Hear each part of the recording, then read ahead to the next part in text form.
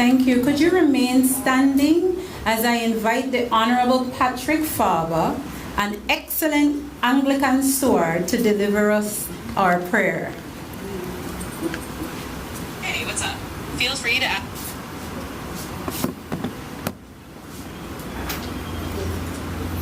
Shall we bow our heads, please? Almighty God, we thank you for this moment and for the opportunity to serve the people of Belize with truth, courage, and integrity. We ask that you guide every word spoken today so that it reflects wisdom, clarity, and respect for the nation we love.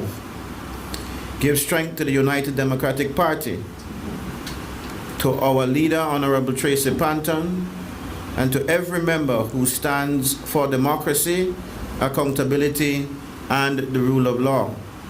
Let our message reach the hearts of Belizeans who seek fairness, security, and hope for their families. Keep us grounded, Lord, in humility, united in purpose, and focused on the needs of our people. Let justice guide our decisions, and let peace shape our actions as we speak on behalf of all those who often feel unheard. We place this press conference in your hands and ask that it bring light, truth, and confidence to our nation. We ask this and anything else that we might be neglectful of asking at this time, through your Son's precious name. Amen. Please do take your seat.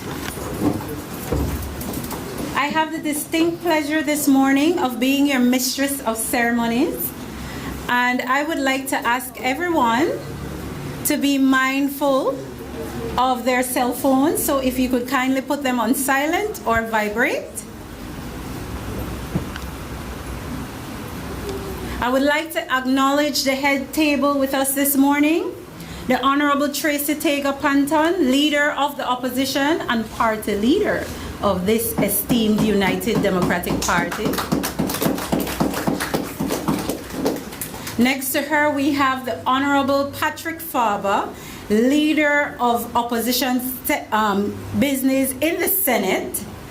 And listen to me. I want you to know that his presentation this morning, along with the Honorable Tracy Tega Panton's presentation, is one for you to listen to pay attention to, because we are going to call to action our supporters and this nation as a result thereof. Honorable Patrick Faber. I would like to take the opportunity to acknowledge the standard bearers and caretakers in attendance with us. I see the Honorable Lee Mark Chang, the only representative in Mesopotamia.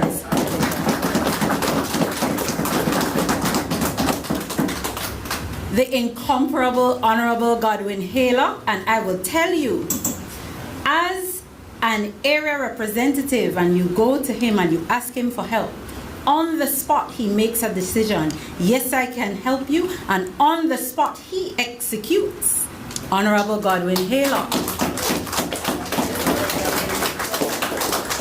We also have with us our Honorable Senator Gabriel Zetina, and look out for him because he is cutting edge in Belize Rural South. He is mobilizing in that division. Honorable Zetina. We have with us Mr. German Tillett. Thank you for coming. Mr. Aldon Tasher, you came from afar. Thank you, my good brother. Miss Angelique Perez, front and center, along with the ladies. Thank you very much. My good Vice Chair, Mr. John Castillo. Thank you very much. And let's not forget that we also have in attendance Mr. Marlo Pereira, Orange Walk East. Far and wide, we have our representatives here. And I left the best for last, some would say. Mr. Edward Brasta, the man who will show you what UDP leadership in Belize Rural Central should be, right? we welcome and acknowledge our specially invited guest, Mr. Gentle, our Cabinet Secretary, Mr. Belisle. I'd like to take this time to recognize our supporters. In this room today, we have some of our delegates from across our constituencies. Ms. Jeffords. And they're coming in. Because when we stand here deep, and we stand here UDP strong. I welcome and I thank each of you, members of the press, for coming.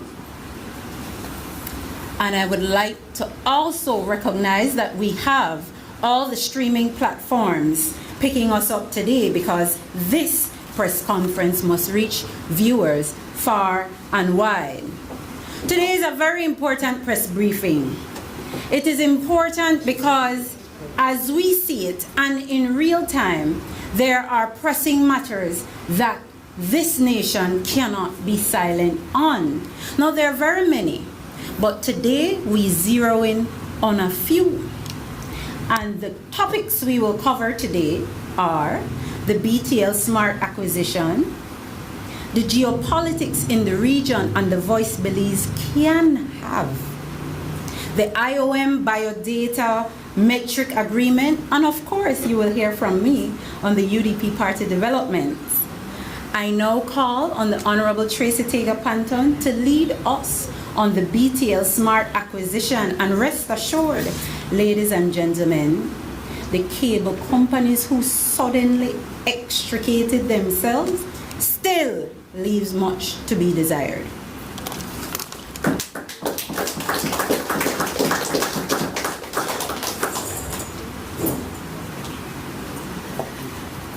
Good morning, everyone. First of all, let me thank you for being here as we continue to keep our fingers on the pulse of the matters that concerns this nation the most. I acknowledge the head table, or particularly our Secretary General, Ms. Bev Williams, who does all the lifting here at the Secretariat.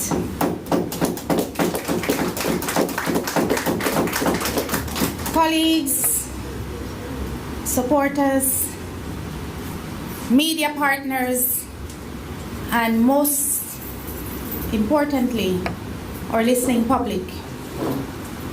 You know, I don't normally do this, but I have to give a special shout out, if you'll allow me, to my Albert Care team. Thank you for lifting me up in the good and sometimes challenging times. I couldn't do it without you. As the chair lady suggested, there are a myriad of issues that are affecting this nation. These are not footnotes in our national development, but significant events that affect the lives and livelihoods of Belizeans. If you allow me to do a brief recap, there is the escalating rate of crime. Murders and robberies are at an all-time high. We had the Fortis Bicol buyout by the government of Belize. We have a PCC report that cost the Belizean people over $2 million, that provides clear recommendations for the strengthening of Belize's constitution and the preservation of rights of citizens that sit on a shelf with no indication when these recommendations will be brought to to a referendum. There is the redistricting exercise that it seems that this government would like us to sweep under the rug. I can tell you our former chairman, Mr. Alberto August, who sits as one of 2 commissioners for the United Democratic Party on the Election and Boundaries Commission, continues to advocate vociferously for the redistricting exercise to begin. It is important for representation, and it is important to safeguard Belize's democracy. There's also the issue of the kidnapping of a Belizean national by state actors who was handing over to hostile territory without any due process, without any consultation, without any legal proceedings. And the Prime Minister continues to scoff at the fact that this Belizean national was a pedophile. Whatever he is, and whatever crimes he committed, he has to pay the time for the crime. But when we sit back and say nothing about a Belizean national whose rights and fundamental freedoms are violated under our Constitution, be assured it can happen to any one of us. There's also the issue of the spiraling cost of living. We know what $100 can buy at the grocery store. Next to nothing.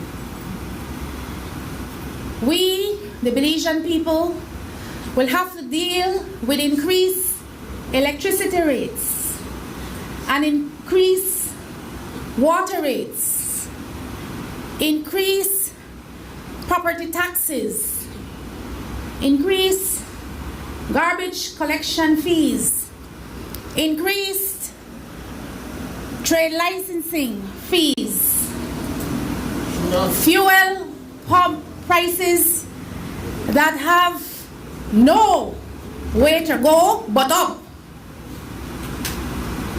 borrowing and borrowing and borrowing and borrowing on the backs of the working class.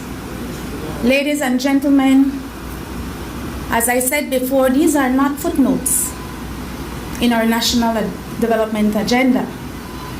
These are serious matters that affect the lives of everyday Belizean. But I'm here this morning to take on the topic of a national strategic public asset that is being positioned as a commercial venture for private gain. I approach, or I should say we approach, this proposed BTL acquisition of SpeedNet not merely as a technology and telecommunications issue.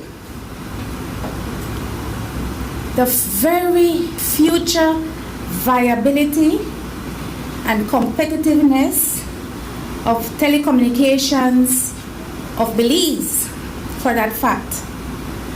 But more importantly, this is a governance and public accountability issue that is of grave concern to the Belizean people. I want to take this opportunity to thank our civil society partners, the unions, you, the members of the independent media, and the public at large, for speaking out loudly and clearly on what was an inherent conflict of interest and a blatant attempt by the government to misuse its leverage and the leverage of a public institution for private and personal gain. Unacceptable. I also take this opportunity to thank the cable providers who heard you, who was not prepared to take on the reputational risk and remove themselves from this proposed acquisition, and for heeding the caution of all those who have joined our voices vociferously to oppose the deal. The long and short of this matter is that Belizeans are being asked to return to monopoly power. A sea change in our current policy without public disclosure, without any evaluation, assessment, or reports, without any parliamentary oversight, and under a weak legal framework. A proposal that we now know was never discussed in cabinet, or even, and this is incredible, fully disclosed to the members of the BTL board, who themselves were expected to rubber stamp and aid and abet the pilfering of a strategic national asset that is owned and financed by the people of Belize.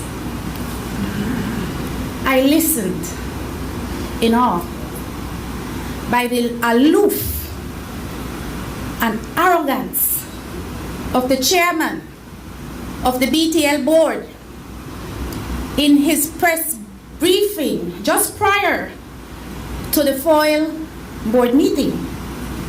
He asserted that his fiduciary responsibility was to the company, and that he, one of the two main crafters of this proposal, only cared about the well-being of the company. In his opinion, this proposed transaction is strictly commercial to solidify the bottom line for the company, while attempting to provide a golden parachute to a rapidly declining cable industry owned by the PUP's favorite friends and family club. The BTL board, my friends, are politically appointed to provide oversight for this essential public utility, and therefore cannot claim unilateral authority. It is wholly unacceptable that the state would seek to position itself as buyer, regulator, and primary beneficiary. In a democratic governance system, appearance matters as much as legality. Public trust, Brother Jules, is the currency for legitimacy. For the avoidance of any doubt, how we treat with this strategic public asset that serves the public interest is enshrined in the supreme law of the land,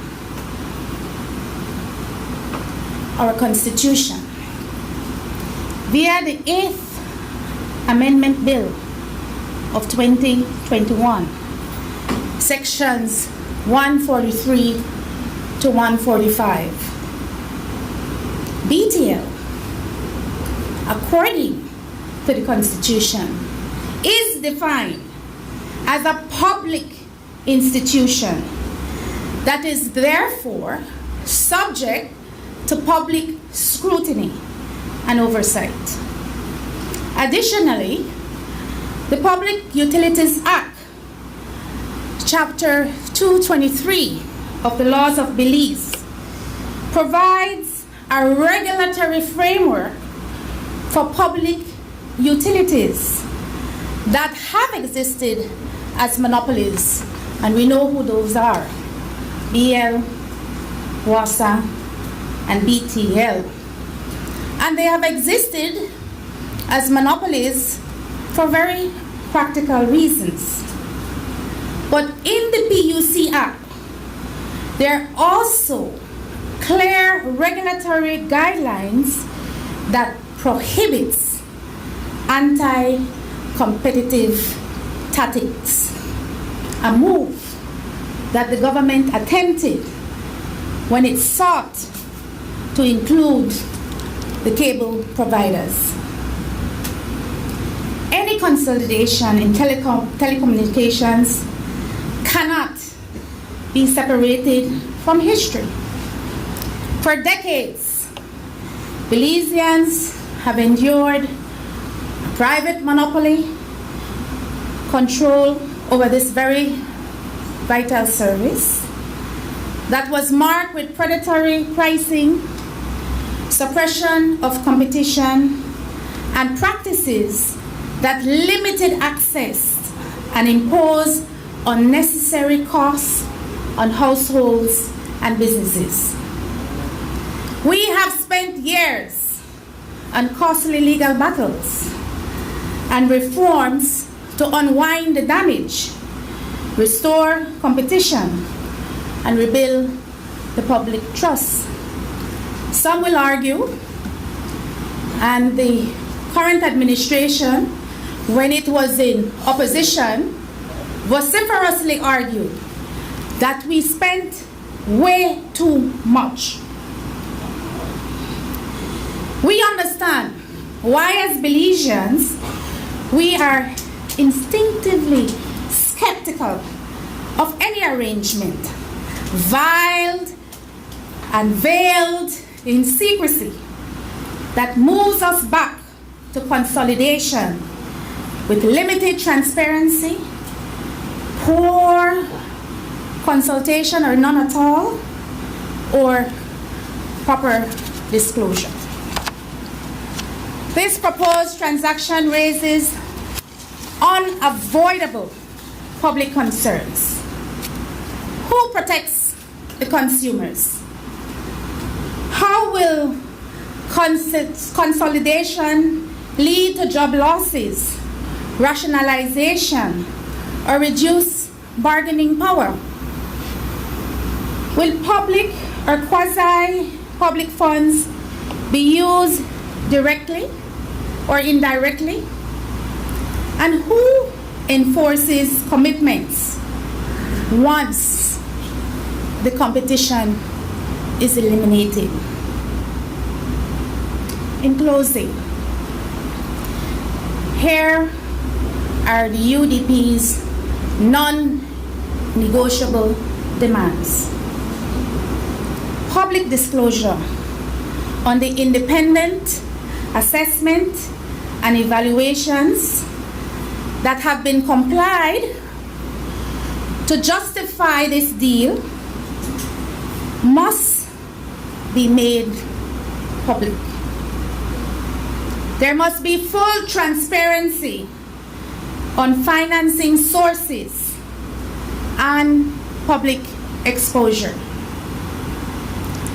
Parliamentary consideration and discussion and debate must be had before the process is allowed to proceed any further. There must be binding consumer protections on pricing and service quality. There must be binding worker protections and disclosure on labor impacts. And there must be the establishment of clear competition and merger control rules. Decoupling of the PUC appointment of members from those who run the government, or at minimum, the inclusion of an opposition representative on the commission. Let me be clear. The UDP is not anti-technology. The UDP is not anti-investment. We are, however, firmly opposed to secrecy. We do not support monopolies without proper consultation and consent. And we definitively oppose a government that attempts to operate with unilateral latitude, a posture that does not align with the government's commitment to instituting the gold standard. Remember Plan Belize? The gold standard for transparency, accountability, and good governance. While consolidation may be, the jury's out on that, a strategic approach to the potential exposure of external competitors such as Starlink, Belizeans, and all Belizeans deserve transparency and inclusion on matters of public interest and public concern. The United Democratic Party, we take this opportunity to invite all civil society actors, unions, the independent media, every man, every woman, every child, to join us in advancing the movement for zero tolerance policy on corruption within public and quasi-government institutions. It is not acceptable. Let our unified collective stance be irrefutable. No.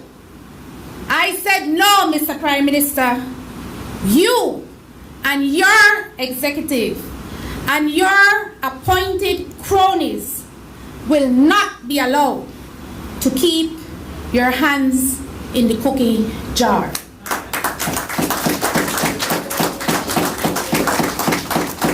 As we stated in our press release earlier this week, and in my conversations with both Channel 5 and Channel 7, we will exercise every lawful mechanism that is available to us if the government does not heed our call. If we must, we will take to the streets.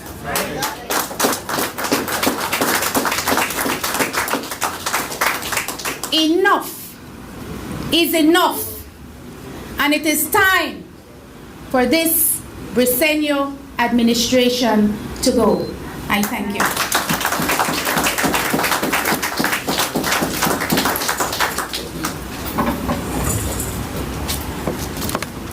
Were you keeping a tab? Did you hear where we are and how much we have been suffering? Let me remind you, as the party leader pointed out, escalating crime, the Fortis Beacol buyout, the $2 million PCC report, the redistricting exercise, and make no mistake, the UDP supports redistricting. The kidnapping of Budna, no forget, we still want to know who thief Budna. Yeah, but we want to know who. The spiraling cost of living, because everything they go up, not only the food, now on the taxes side. The party leader said property, utilities, and that should this deal go up, that the rates for telecommunication also go up. Because you heard the party leader say the regulatory body and the role they have to play is important. And the fact that they want to push for a monopoly in that kind of framework is most dangerous, and we argue also unlawful. Fuel prices were not going down but up. The borrowing on the backs of Belizeans. So I want you to keep that list going. Media houses, as you take on your new and developing stories every day, keep the nation reminded, because the call to action today is to hold the government to account for that list that keeps expanding and the oppression being experienced by the people of Belize. Now, as we move forward in our presentation, I invite the Honorable Patrick Faber to speak on the geopolitics, because the UDP has a position and the country has a voice, but we do so most respectfully, reasonably, and most objectively.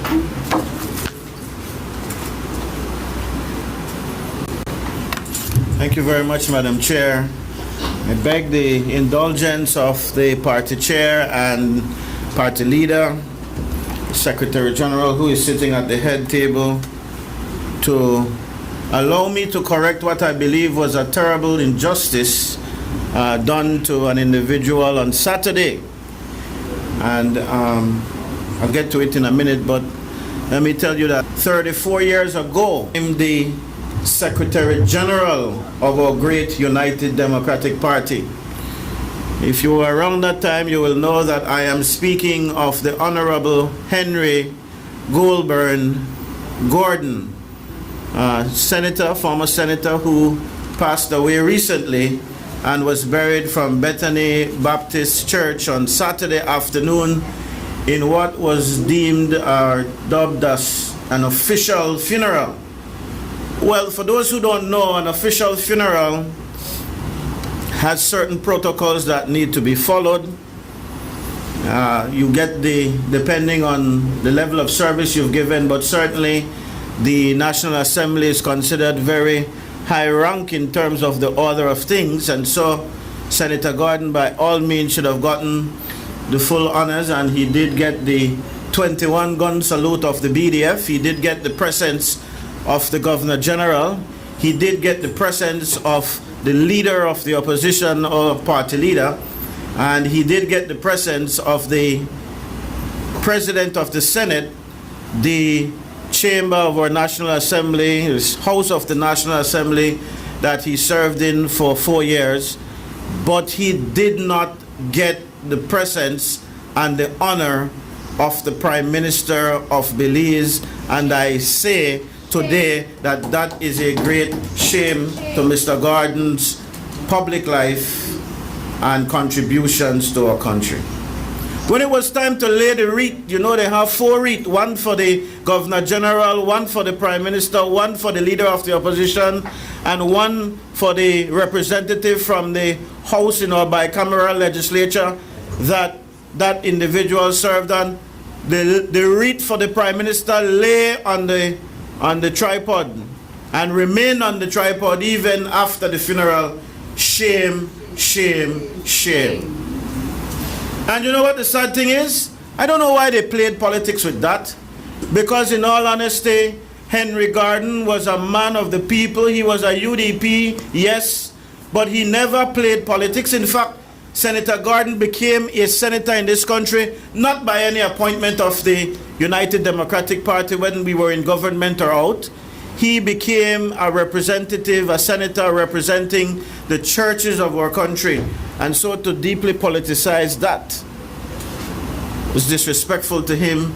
And I ask all of you who are here today, who, whether you're UDP or not, let's take a moment of silence for the Honorable Henry Goulburn Gordon, former chief meteorologist, former permanent secretary, former cabinet secretary, former secretary general of the United Democratic Party, and his contributions go on, but certainly he was as well a senator of this nation. I ask you to stand and let's observe a moment of silence in his memory.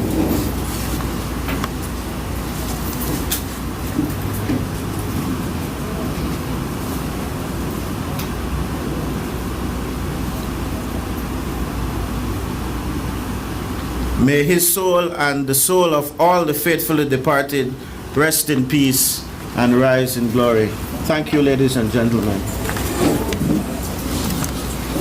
Now, I have been asked this morning to speak on the opposition's position, particularly on the United States and the Venezuela crisis.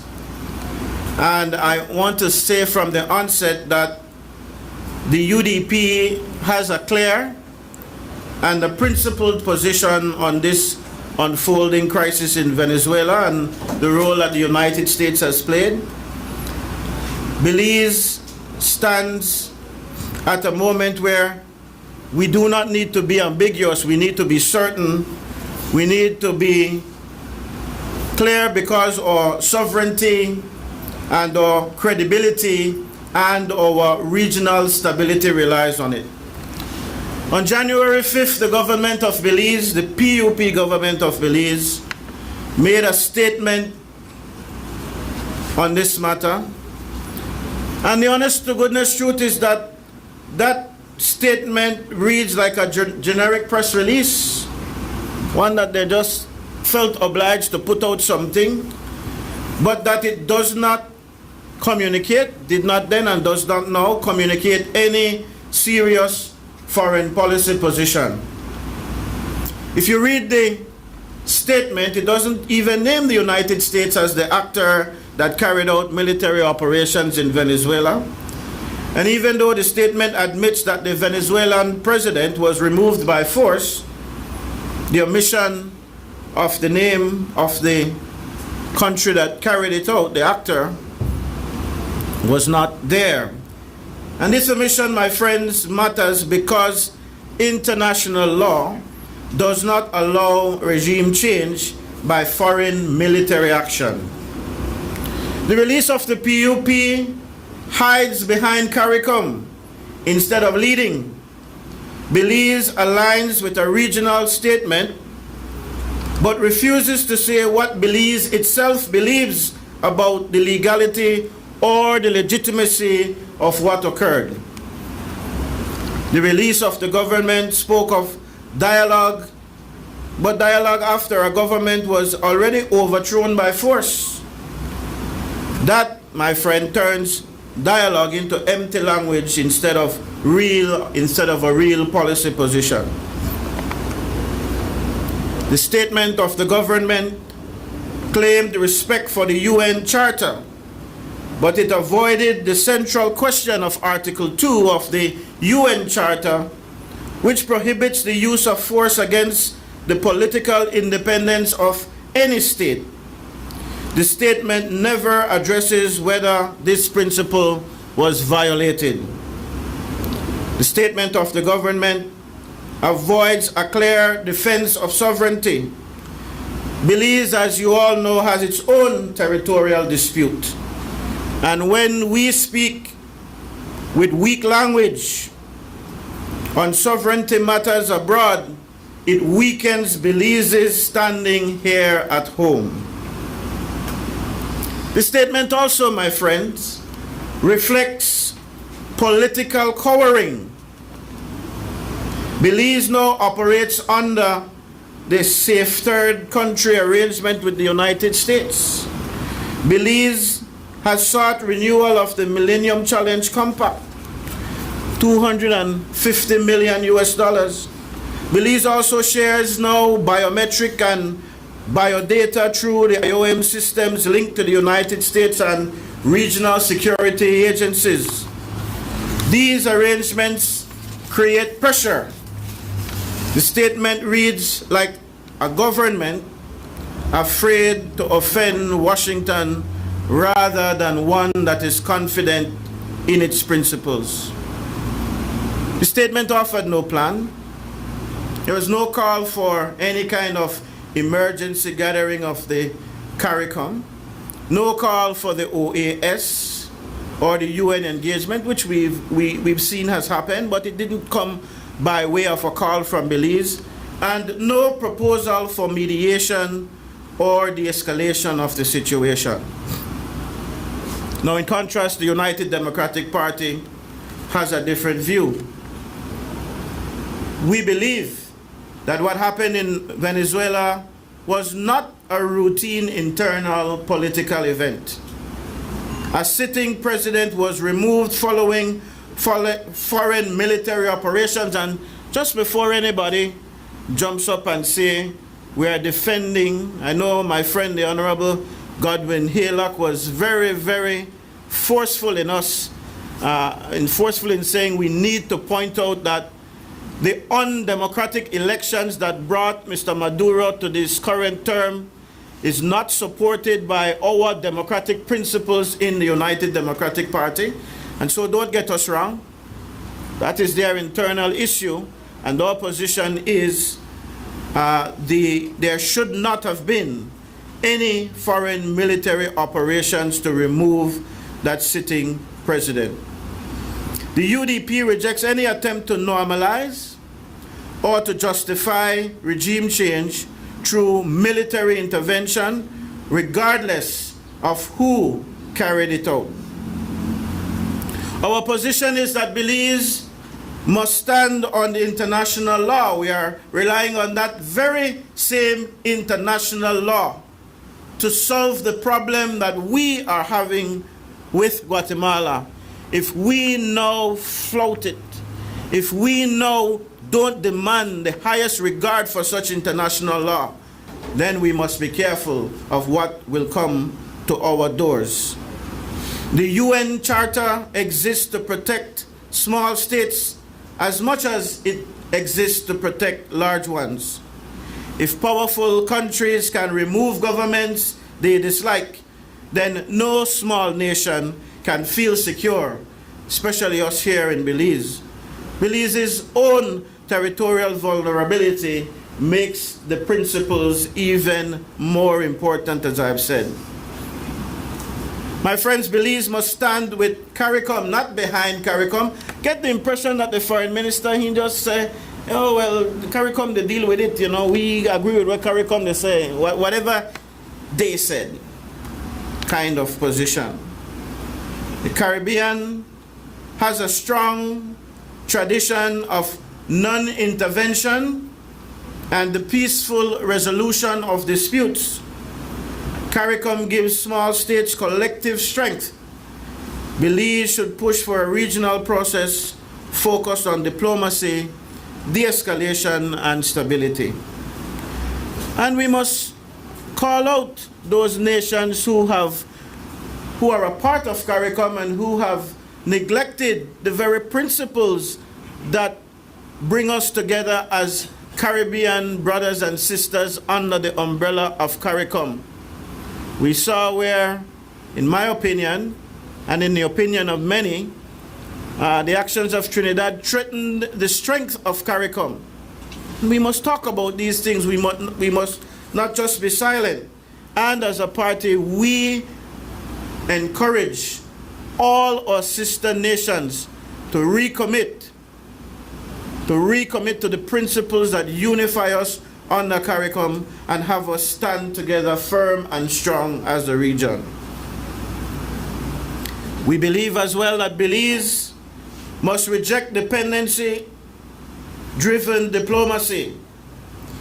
Our foreign policy must not be held hostage to aid, to security arrangements, or to data sharing systems. Belize's agreement with the United States and international agencies cannot justify silence when international law comes under threat. You know, when the Safe Third Country Agreement was being proposed, a constant question from not only the opposition UDP, but also the social partners in the Senate, the senator from the church, the senator from the NGO community, the senator from the Chamber of Commerce, the senator from the unions, in that debate that saw the passage of that agreement. We all questioned, was there some kind of quid pro quo? Was there some kind of pressure from the United States government? And repeatedly, the government said, no, we are just being a good friend. We are just being a good neighbor to the United States that has been good to us.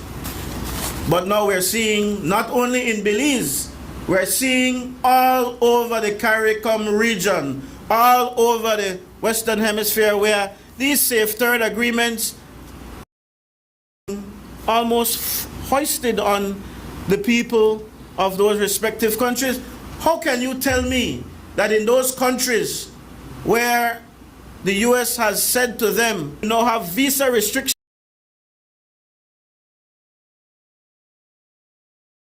who don't yet have a visa can apply for a visa? We're not to give no new visa, and we will scrutinize every one of your citizens who come to the United States. We will scrutinize them. And then in the next breath, you will laugh and smile and say, we are happily signing a Safe Third Country Agreement.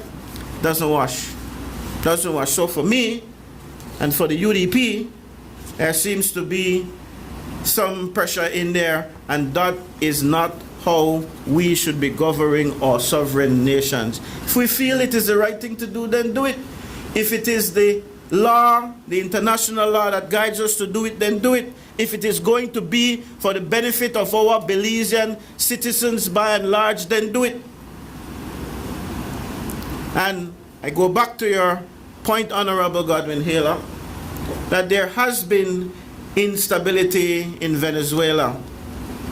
In fact, we've seen where migration and energy disruption and economic shocks have resulted as a result of what has happened. Millions of Venezuelans have already fled their country due to hardship and repression. Human rights organizations document widespread abuses under the Maduro regime, and we do not support that. There has been arbitrary detention. There has been torture of critics. There has been the use of force against protesters and enforced disappearances. These abuses reflect a climate of repression that has undermined democratic processes and the civil space, and for the record, we do not support them.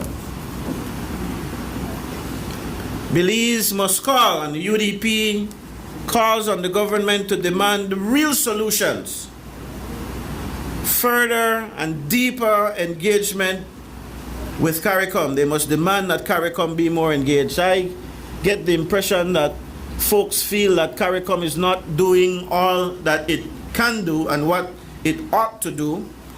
And if there are these activities going on already, then tell the Belizean people, you know, we have one of the most secretive governments in general. But it's not only that on the wide scale. The foreign ministry is even more secret. Everything that goes on in that ministry, you learn off when it appears on the television. And as legislators, we can tell you that it is the same. When did you learn that they are sharing these biometric data with the IOM people.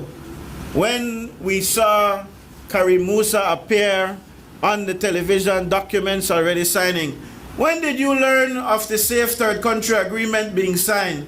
When we saw Francis Fonseca and the Charge of Affairs signing it, even before it came to the Senate where it had to be ratified. These people do things in secrecy.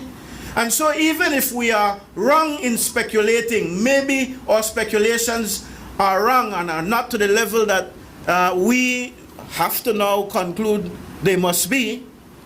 The reason is we have the most secret and clandestine democratic, supposedly democratic government that the world probably has ever seen. These people want us to believe that things are happening in our best interest, but they don't tell us. And of course, when it comes to the corruption and the local issues, our party leader just spent great time in detailing the secrecy of these agreements. We saw the secrecy behind the sale of the hydro project and all that. The UDP calls on Belize to act as a sovereign nation. As a small state, we survive through law, through clarity, and regional unity. Belize deserves foreign policy that reflects independence and principle, not silence driven by pressure. On a final note, Belize's own long-standing territorial dispute with Guatemala underscores why principled foreign policy matters. Just as Belize insists on respect for its borders and international rulings, we must insist that sovereignty be upheld everywhere. The erosion of sovereignty through force is one part of the world, in one part of the world, weakens the respect for sovereignty everywhere. Similar dynamics play out globally in East Asia, where tensions between China and Taiwan hinge on the recognition and self-determination. And this one is close to us because, of course, we value so much the struggle of Taiwan. We relate it quite often to our own struggle with Guatemala, where a more powerful nation has a claim on our tiny country. It's the same. And you would imagine that the biggest supporter of Taiwan's fight for sovereignty, fight for its independence, is the United States. What do you think that their current move against Venezuela does for their argument for Taiwan? What do you think that their current move does in terms of encouraging nations like Russia, nations like China, who are preying on nations through the same type of warfare, through the same type of military intervention? We must say no to it, and we must condemn it, and we should not remain silent. Finally, the UDP condemns the use of force that violates international law.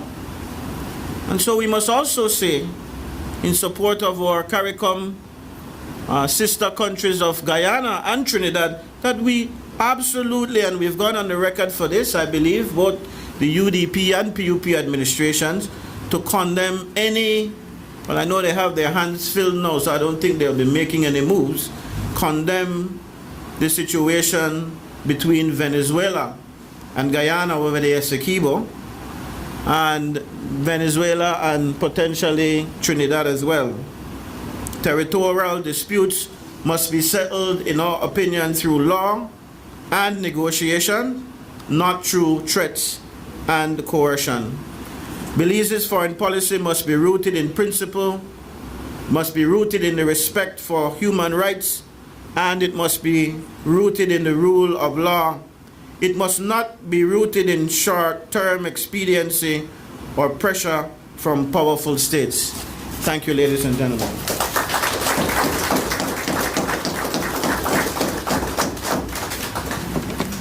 Not because we're small, not because we rely on help and aid, means we're not supposed to have a view, and we're not supposed to want to conform with the international agreements we signed onto. And so Honorable Faber has made it very clear why we need to stay informed, because there are far-reaching ramifications that can land on little old Belize. Let me take this opportunity to recognize Mr. Alobi Young from the Pickstock Division. I also recognize Mr. Cecil Jenkins. Thank you for coming. And Mr. Sutherland. But as we move forward with our press conference, it is important in real time why I need to ask Honorable Faber to join me back here at the podium to talk about the IOM biodata agreement that the government has just signed on to. Because I'm sure Belizeans want to know, what is this about? And what does it mean for our privacy as we know it?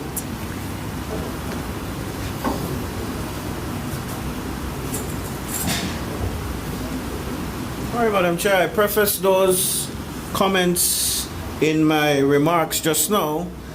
And again, for us to say what we don't know is always a problem. We don't know what we've signed on to. In fact, some time ago, maybe about a year ago now, we saw the foreign minister sign an agreement with the US government already about sharing biodata information. And up to now, as the older people would say, we've not heard any clarification as to what that is.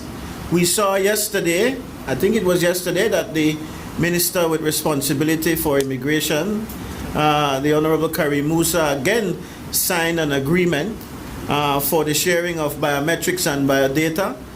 And we have to be very concerned when we are not hearing from our leaders what this information sharing. And you know, people might say this is no big deal, it's nothing happening here, it's okay to share this information. Think about your private information being shared to somebody, especially if it may land in the hand of your enemies or people who are at some point working against you or trying to coerce you into doing something that you might not feel important for you to do. Think of it in that light.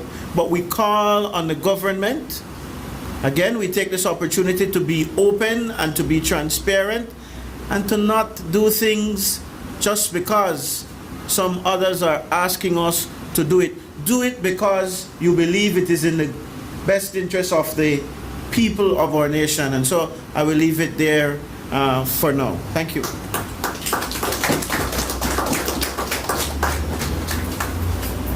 Simply put, there are more questions than answers. And the bottom line is, we want to know, we need to know, and we have a right to know. So the government has an obligation to disclose. Now, as we wrap up our presentations, I would like to share with you some updates on the United Democratic Party and how we are getting ready, getting fit and fighting form. You hear that, Mr. Ford? So today I take this opportunity to make the announcement of the appointment in the Central Executive Committee. As you know, the Central Executive is headed by the Honorable Tracy Tega Panton as leader of the party, Honorable Hugo Pat as the first deputy, Honorable Miguel Guerra as the second deputy, your good mistress of ceremony as chair, my good brother and colleague, Mr. John Castillo as vice chairman, the well-able and capable and incomparable Secretary General, Miss Bev Williams,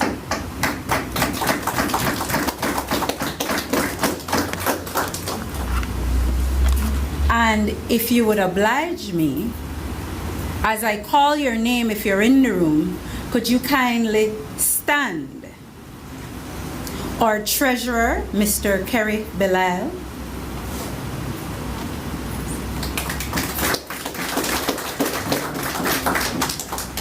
We also have appointments in the varying standing committees and the chair for the standing committees. So we have the Finance Committee, and the chair for the Finance Committee is Mrs. Lynn Singh Ross. The Conventions Committee, Ms. Arlette Gomez. The Ethics Committee, Mr. Aldo Salazar. Our Rules Committee, Mr. Jared Isigiri. And important, why I tell you, we are configuring in fit and fine fighting form. Could you join me, my good sir? Our Policy and Planning Committee, the chair, none other than Mr. Damian Goff. Could you join me, Mr. Goff?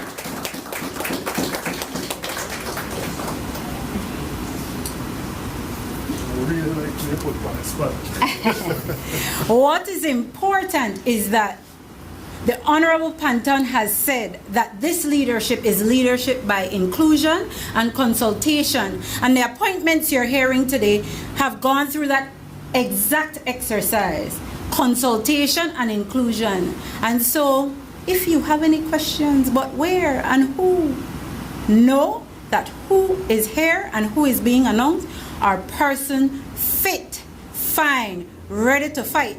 And Mr. Goff is the man behind our machinery to show this nation that when we come back to you to tell you why our administration is the administration to restore this country, you better believe we're coming good.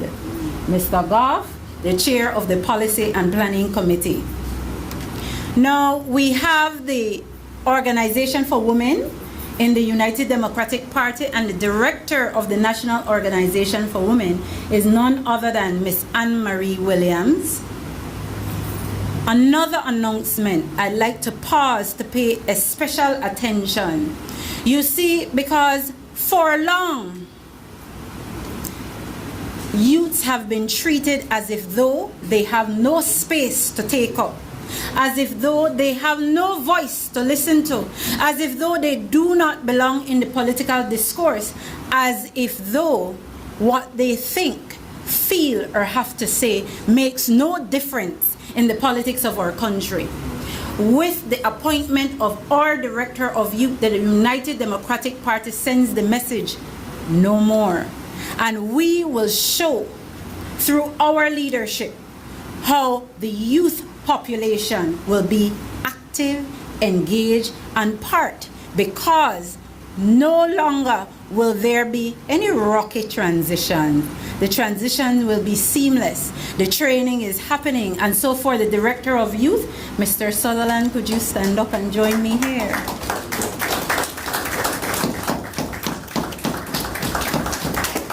This is Mr. Melvin Sutherland Jr. No mine is short, no mine is small, no mine look quiet. His ambition, his objective, his focus is explosive.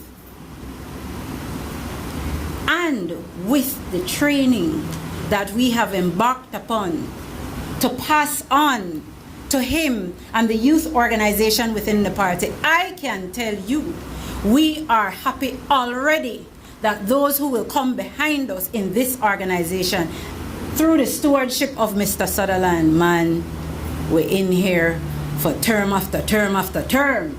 Thank you, Mr. Sutherland. Now our regional leaders. In the Western Caucasus, the regional leader is Mr. Dr. Omar Figueroa. Our Central Caucasus. Central Caucus is Honorable Godwin Haylock. So rest assured, redistricting or not, UDP will keep the city on lock. The Southern Caucus, Mr. Alfonso Sanchez. And for the Northern Caucus is Mr. Antonio Tony Herrera. Oh, you think we done? We not done. Because we also have zone coordinators in the respective areas. And the zone coordinator for Cayo is none other than Mr. Dale Banner.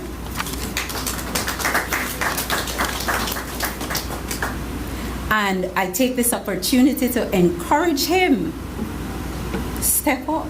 Because now we need you. For the Stan Creek District, you are familiar with this name. None other than Mr. Eddie Webster as the zone coordinator. Mr. Castillo, I'm sure you will agree with delivering the South. In Toledo, the zone coordinator is Mr. Carlo Wagner. Now, ladies and gentlemen, I want you to know that Mr. Carlo Wagner, integrity bespeaks him, and his ability to tidy us up in Toledo is unquestionable with delivering Toledo. In Belize Rural North, we have none other than Mrs. Delcia Chan. And guess what? You see the leadership by inclusion? We have the zone coordinator for Belize Central, none other than Mr. Roosevelt Blades.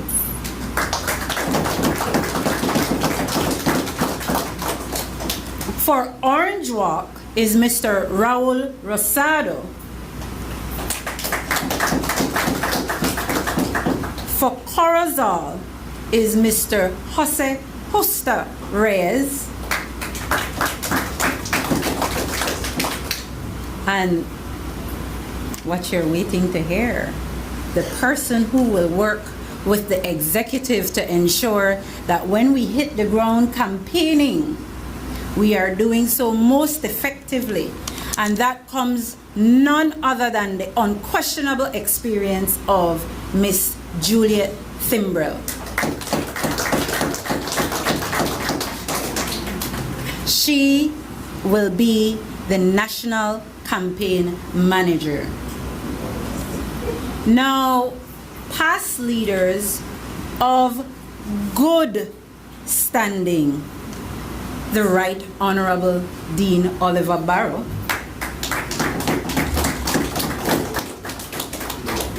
and the Honorable Senator Patrick Faber. Recall at our national convention on the 30th of November, we had passed several resolutions, 5 to be exact. And those resolutions, one of which dealt with constitutional reform. I'm here to tell you that the Constitution Reform Committee is underway, being chaired by the Honorable Patrick Faber.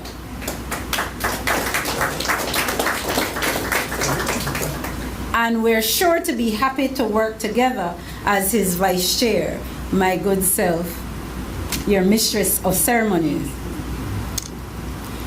We have as the platform committee for health and wellness, none other than Mrs. Kim Simplis Barrow.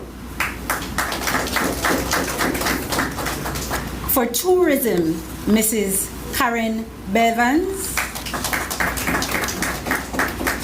For banking and financial services, Miss Natalie Goff. For sustainable development, right now we have to sort, man, the amount of people on the ready to lend their support to delivering back this nation in the hands of a UDP administration. That one, I will tell you who will lead the Sustainable Development Committee, as she confirms, but I can tell you, is no easy cookie to crack. National security, you're here with us, Mr. Errol Gentle. Could you stand up so we see you? Energy security, Mr. Lawrence Lopez. Infrastructural Development, Mr. Denny Grijalva. The NHI Policy Platform Committee, Mr. Carlos Pereira. Ladies and gentlemen, the reason why we have these policy committees is because we have identified the areas that need work and contribution the most, especially to hold this government to account. And so when we tell you that we are in fit, fine, fighting form, it is because we have done the consultation to include those who are also in fit and fine fighting form to lend to the movement that is the UDP.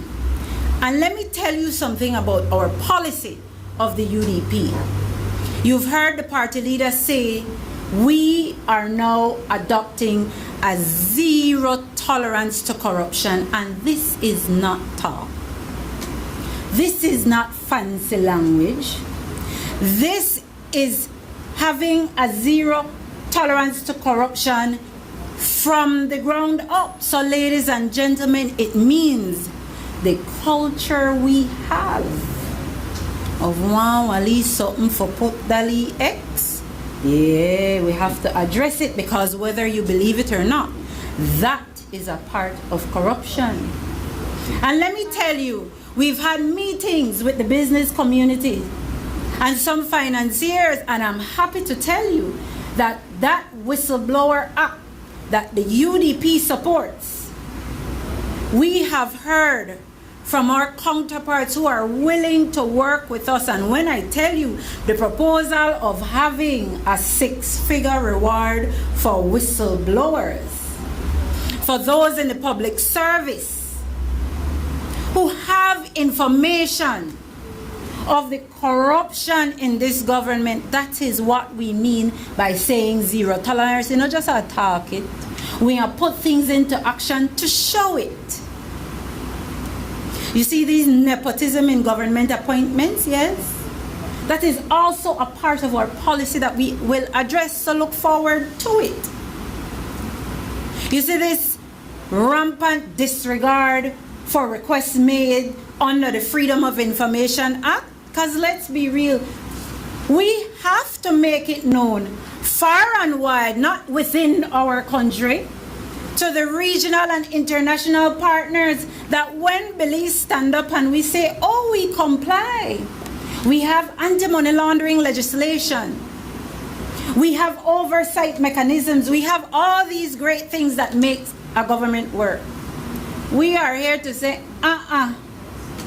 no make this PUP administration fool you. We have it on paper, but there is no implementation, there is no enforcement.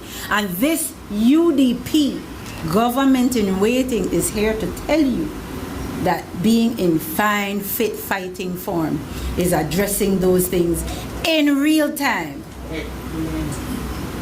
No sugarcoating, because we all can agree laws on paper bear no teeth if it's not enforced and if there are people corrupting it. Look at what has happened with the ombudsman. We still do not have an ombudsman in the country, you know. Don't ask about the Auditor General. In the National Assembly, we are discussing financials years and years ago. Not present. And with the committees I've identified, what we're zeroing in on also is healthcare, the affordability of healthcare, because you have seen where that $50 million that the government got to pump into for healthcare, it is not government-run healthcare. It is private-owned healthcare what uno have forgot to pay for. How is that in the best interest of a growing nation? You remember the Saudi and the Kuwaiti money for renewable energy and hospital? Yet we funnel money to private medical institutions and we sell off BEL vehicle. But we had money to invest in renewable energy, you know. We borrowed money to build a hospital. And so, ladies and gentlemen, what I want you to take away from the appointments, UDP is back. UDP is in fine, fit, fighting form. And when I tell you, UDP is ready, UDP is ready.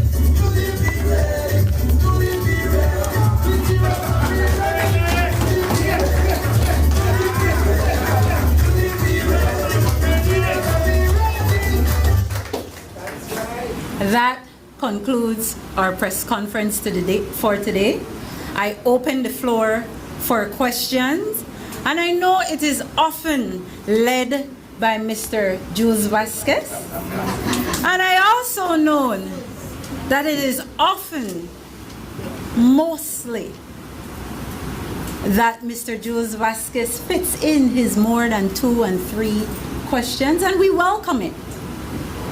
We welcome it, but where there are women reporters who have questions, we invite you.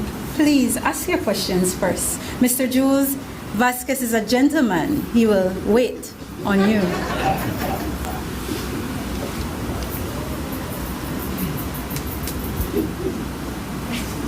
Go ahead there. Go ahead there. Good morning. Courtney Mendes, Channel 7. Miss Tracy.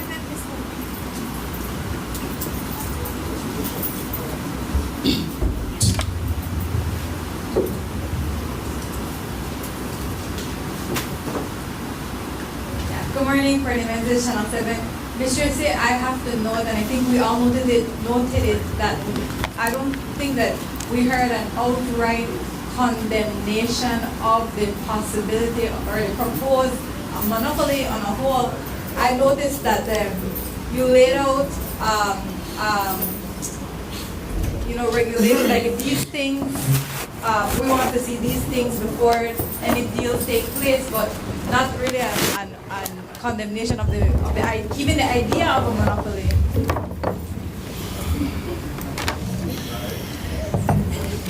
Sometimes I wonder if we're sitting in the same room. The work and the role of the opposition. I don't think your mic is up. Oh, sorry. Sorry. Okay, but we have a The role and responsibility of the opposition is to hold the administration to account. 1. To 2, we have moved away from a monopoly. And I said that it is a C policy change. And a policy change requires the input of the Parliament, both the upper house and the lower house. I believe I heard prior on the beef, where Mr. Vasquez of Channel 7 explained that consolidation, there might be room for consolidation if there's an imminent threat of an external provider that will further compromise the investments that have been made by the government and Social Security, which are the workers of this country, in terms of telecommunications. We simply don't know. At this point, we do not support a monopoly, and we certainly do not support a monopoly that includes providing a golden parachute for the dying cable sector. We have not heard, the only insight that we have received, and I believe the media has received, in terms of the quote-unquote deal, was what was presented in a press release issued by the Waterloo Trust and the Ashcroft Alliance. We had no idea. We had settlement being how much we are going to be investing. We don't understand what were the assumptions that were part of coming up with this arrangement. We don't know what the valuation assessment says.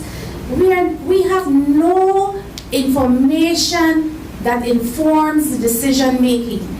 And so that is absolutely required. We spent a whole lot of money.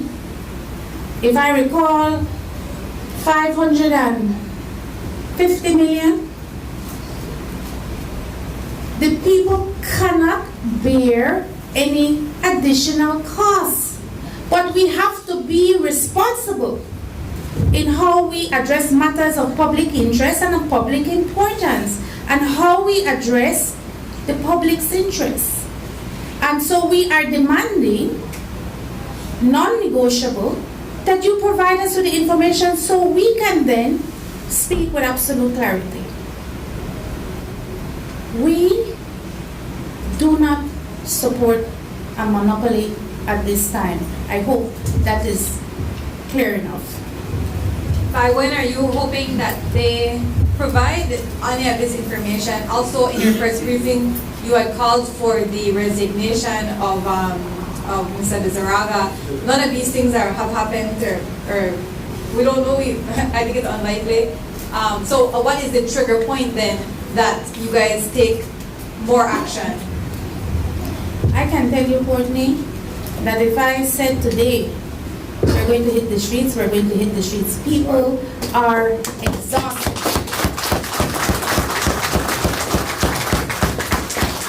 It is the view of the United Democratic Party that the chairman of BTL is completely compromised. Disgraceful. Straight up. His hands, along with the hands of the Prime Minister of this country, were caught in a cookie jar. And it is not acceptable. We understand the board is going to be meeting shortly. We're going to give it a week or so, but we will not stand by and allow business to proceed as usual. We are clear. We're absolutely clear. We're clear in our press release, and I believe I was absolutely clear to do today. We will do everything that is within our lawful power, our lawful ability to ensure that the government of this country and the board of BTL and Social Security hears us loudly and clearly.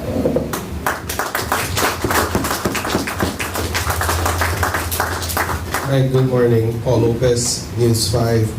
Yesterday, independent media houses referenced several experiences as that they referred to as trauma experiences under the previous administrations, including the UDP, where BTL and control is concerned, and even, well, let me just ask the question: do you believe there was political victimization or pressure exerted on independent media houses by BTL during the UDP government? And what safeguards would you propose to prevent any sort of political interference or intimidation through state-owned utilities like BTL? I think the independent media houses can speak for themselves in the kind of victimization if they experience any from any previous UDP administration. I am here to tell you, my leadership of this party and my future leadership of this country will operate from a place of zero tolerance for any kind of corruption, for any kind of victimization. This country cannot move forward if we continue to do the same things over and over and over, Paul, and expect a different result. We must ensure that the anti-corruption movement is strong at all levels within public institutions and quasi-government agencies. It cannot continue that we accept as Belizeans, and certainly I don't. I pay my taxes and I pay my social security. And it can't be that my children and my children's children will continue to bear the burden of these kinds of buyouts that affect the public purse. It's not acceptable. Yesterday, one government minister stated that the matter had not been brought to cabinet, that is the proposed BTL acquisition. Not yet. What does this suggest about, from your perspective, the sort of internal government transparency that's necessary, and how concerned are you that such a major acquisition could advance without cabinet oversight? Let me say it this way. Let me say it this way. There's no transparency. There's absolutely no accountability. And people continue to laugh when I say there is none.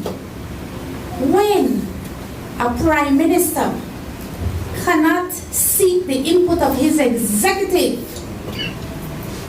when there are private institutions positioned to secure private gains for the Prime Minister and his family and his cronies, when his own members of cabinet have not been briefed yet, with the suggestion that that might come today, when a board, had there not been a foil attempt at that board meeting, would have rubber-stamped a deal that no one in this country knew about, not even the members of the board itself.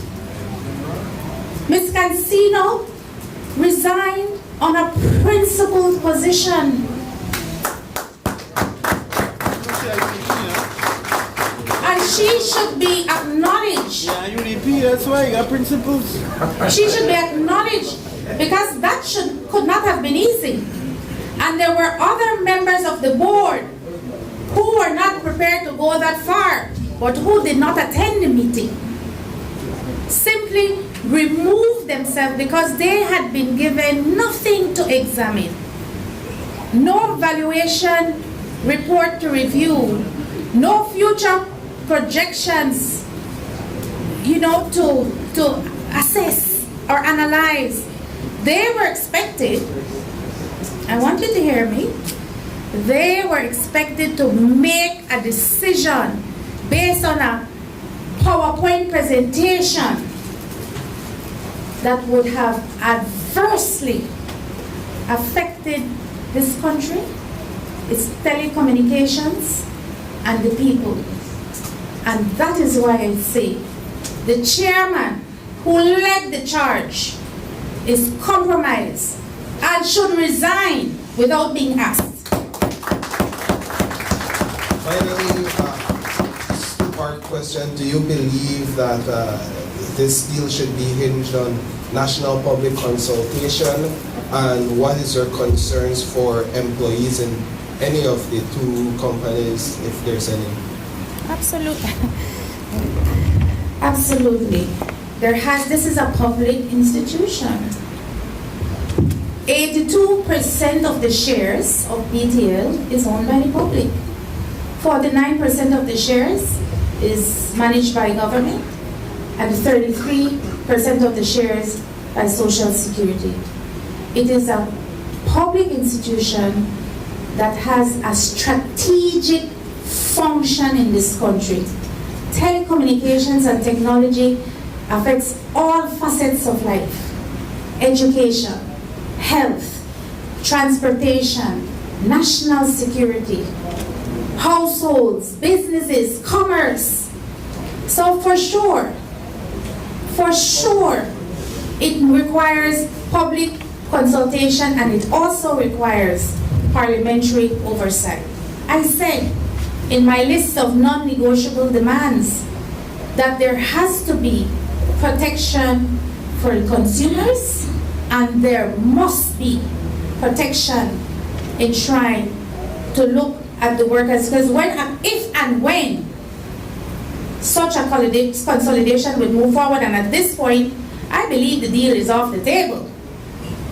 No right-thinking government who wishes to maintain any modicum of credibility with the Belizean people will move forward at this point.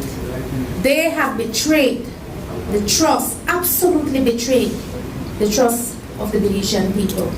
And we must stand up for workers' rights, and we must stand up for on whose backs carry the burden of the cost, the working class, and we must make a firm stand for consumers and the general public interest. And I call on all Belizeans that when we make the call, that you will come out in record numbers.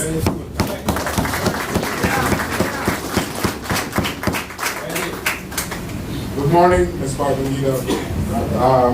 If I could, are you able to say, I understand from reports that you met with Lord Ashcroft yesterday that you went out to his yacht, the Atlantic Goose, you and the chairlady, I'm told. Are you able to speak about that and what came out of that? And has that influenced your position? So you don't seem to oppose a monopoly, but you are wishing to impose conditions on when a monopoly is created.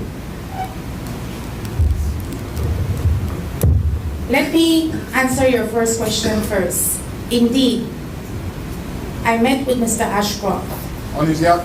to make it clear to him what the position of the party is. We cannot continue to support any kind of public acquisition that has to do with, that will affect materially the public interest. That is our stand.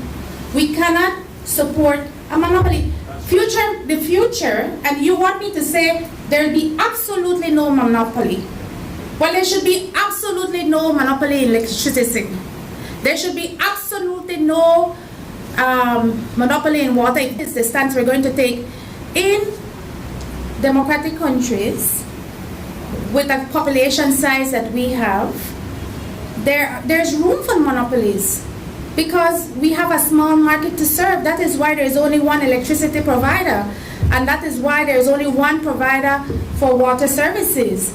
That's why there have been only one provider for telecommunications for so long, until the private monopoly took full advantage of the people of this country. Until we were taken to court over and over and over and over again.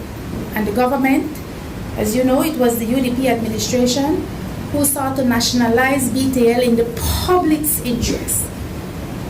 I also will report here that the chairman of BTL is now scrambling to meet with the opposition. And I say, and I told him I would speak with the team and get back with him, why do you want to have the conversation now after your hand was caught in the cookie jar? Tell us. Tell us what the deal was prior to getting here. Do you think it was bad form to have met with Mr. Ashcroft on his yacht? You are trying to listen, Jules. I will not let you put words in my mouth. I met with Mr. Ashcroft. You left from the Fort George I there? met. You and Sheena? Are you going to allow me? Go ahead, madam. Are you going to allow me? Please do. I seek to be the next leader of this country. That's right. And the next leader of this country must be open to meet with all investors. Where I choose to meet with them and not meet with them is immaterial, in my opinion. I have a duty and a responsibility to this party I have a duty and responsibility, and one that I don't take lightly, as the leader of the opposition in the National Assembly. What I will not be accused of is being able to engage and to listen and to speak clearly for myself. I will not allow anyone to put words in my mouth, and certainly not Channel 7. Are you, I noticed you didn't mention the enrichment. $80 million is actually 90 with the interest, etc. But I'm saying that I noticed you didn't mention the enrichment that this affords to the Briceño family and whatever conflicts may be invoked in there, because he appoints all the members of the PUC, all the members of the BTL board, etc. And also, you did not speak about the Waterloo Charitable Trust. If you have any assurances that, since Mr. Ashcroft says he has no economic interest, if you have any assurances that these funds that go into the Waterloo Charitable Trust will someday find their way into the needy hands in Belize. I see that you tend to be quite facetious, Jules, and the truth of the matter is we haven't had great success, if any, with trust. We didn't have any tangible returns on the Sunshine Trust. We didn't have any tangible returns on the BTL Workers Trust. There is, the fact of the matter is that SpeedNet sold, the Briceño family sold 80% of its company to the Waterloo Trust. That was not a function of government, not my government, certainly influenced by the Briceño government, because we all knew that SMART was in the red. And to save whatever interest they wanted to save in that company, the Briceño aligned company sold to SpeedNet, to the Waterloo Group. 77%, 78% almost, is owned by the Waterloo Group. I say that to make it clear. That is not a function. That is not a function of my administration or the policy of this United Democratic Party.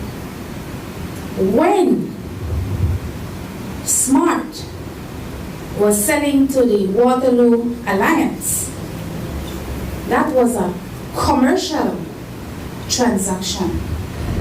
Now that we have the situation with BTL, that is a public institution, it is not simply a commercial transaction, and it has to be treated with a level of seriousness that it deserves. And not only seriousness, scrutiny that it deserves. Okay, and then if I could just ask you in general, I know you will have heard the independent media people yesterday, or you may have heard. Why should the owners of SpeedNet be allowed a special escape card from the march of debt? We're all facing debt by global companies. We have to charge GST on advertising. Facebook doesn't. Instagram, they do not. The advertising is free, or you can boost it and you don't pay GST. But we're competing with them, and we all have to face that. That's our business. So all of us face global level competition, such as Starlink, and either we survive or we don't. But why should the owners of SpeedNet, who are politically affiliated, why should they have a card to say, no, we want to get out of the line to have to face global competition? You must buy us out. when their infrastructure, their switch, is certainly not on the level of BTLs. BTL doesn't actually need the infrastructure, they just need their customers, who they could gain by marketing and acquisition. So then why should SMART be especially allowed? Is it because of the political privilege of the Brisenius and the Ashcroft Alliance? Who said that? Who said that? That- Who said? You here- alluded. No, I did You not. alluded. No, I did not make any such. No, I did not. Please, madam. And you will not put those words in my mouth. I said, at whatever point this country decides that consolidation serves its best interest for a strategic public institution, it will require certain non-negotiable provisions to be in place. Should the people of this country make the determination, if we are prepared as a people and a country and a government to put our telecommunications in the hands of a foreign entity, so be it, but the people must decide, not a government or 6 people in a room. We have no information. There has been no disclosure. A lot of what we have been doing is based on conjecture and our concern that the telecommunications of this country will fall in the wrong hands. And that what we have seen evidence of a government that continues to steal, may I say, from the public purse, will continue to happen unabated.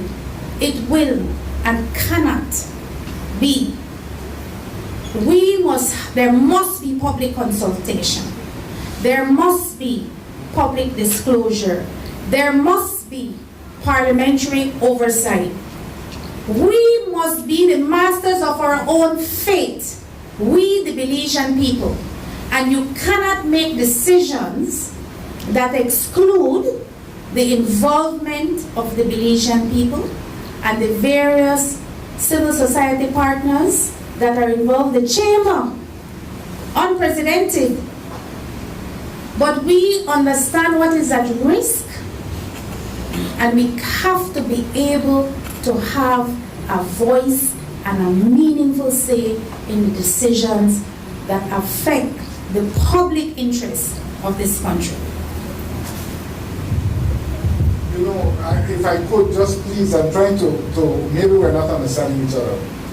Let's look at Wave Radio. The UDP owns a radio station, and I'm sure to keep it operational is quite expensive even at the basic level.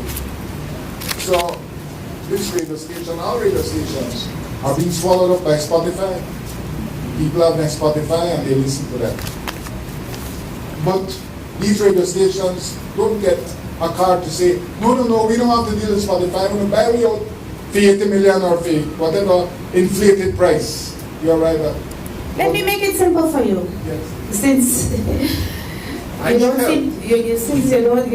refuse not to hear me after a 2-hour press conference. What? Is it No. that they have some privilege to qualify them for to Privilege get out of given the by line? whom? By whom? I am asking, you seem to support that these people should be able to get out of the line to say we have political privilege. When did Don't I put say it- that?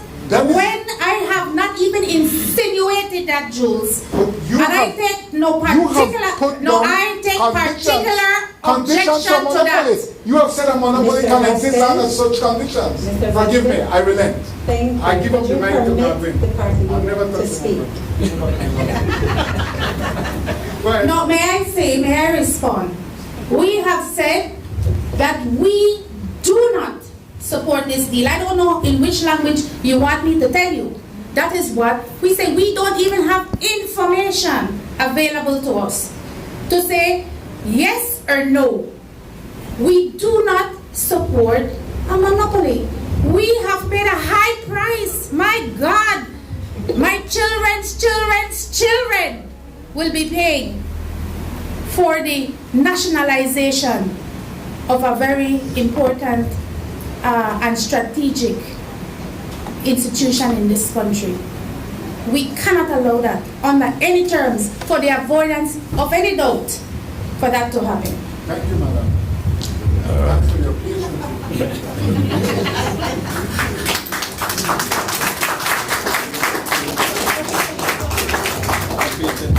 Hello, Troy Peebles, Love FM and Love News.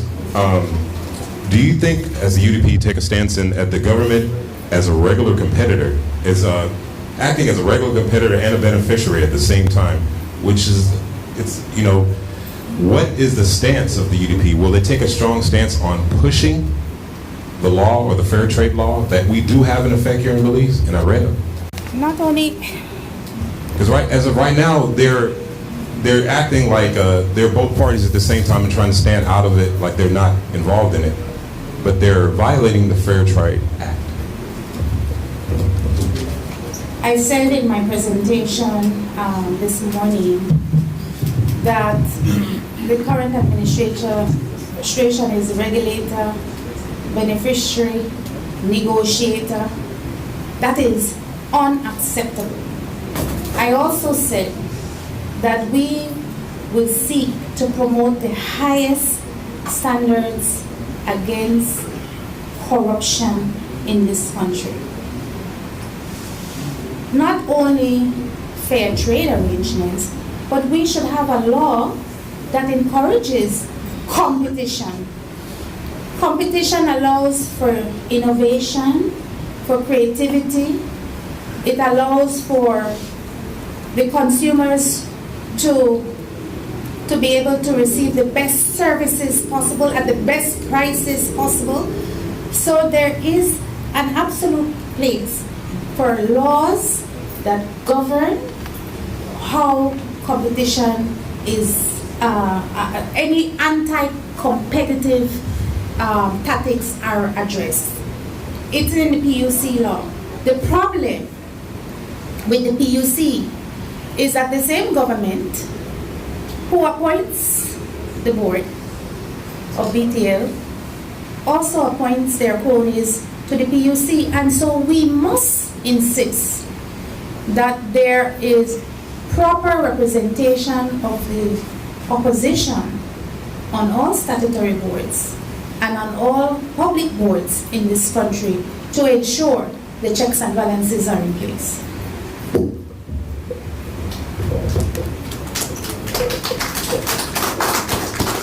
Any other questions?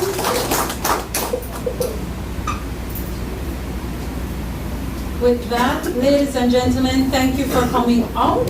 We now end today's press briefing. I invite you to look forward to our continuing series and obligation to engage with the public, because you know the only way to do it, Johnny they had, Compol they had. See you at our next press conference. Thank you.